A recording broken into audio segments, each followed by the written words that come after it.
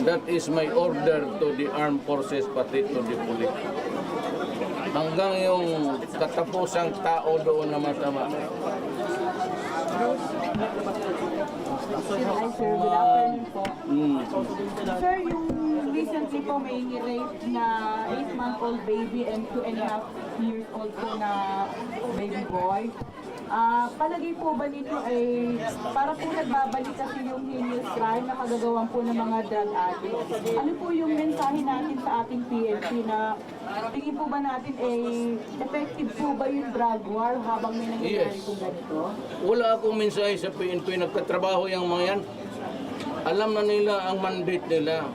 Ang marami dyan yung supply. Ang problema nito, kung ang mga pulis takot na naman kagaya noon. That was the state of mind of the law enforcers